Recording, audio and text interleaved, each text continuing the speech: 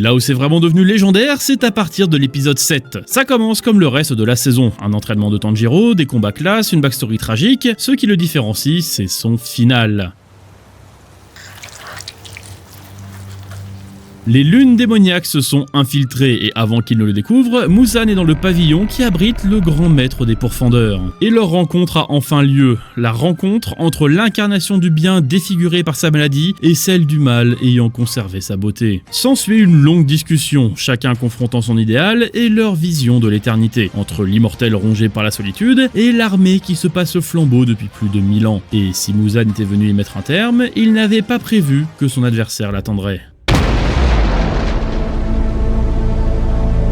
Toute la séquence qui suit est juste sublime, sans même avoir vu cette saison, vous l'aurez au moins aperçu sur les réseaux sociaux. Quasiment à elle seule, elle aurait pu propulser cet épisode au sommet, mais ça continue. Muzan qui a survécu, qui est retenu par un démon allié, le temps qu'un premier pilier arrive.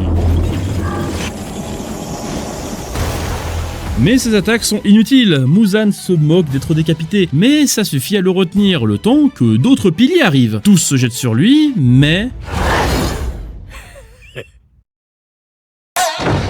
Le château de l'infini attire à lui tous les pourfendeurs. C'est l'heure de la confrontation finale, la conclusion d'une traque vieille de 1000 ans qui va prendre fin dans une trilogie au cinéma. Le premier volet arrive en France en septembre. Préparez-vous à du très grand spectacle. Les 80 chapitres restants étant parmi les meilleurs que compte le manga, avec tout autant de scènes légendaires à découvrir sur grand écran.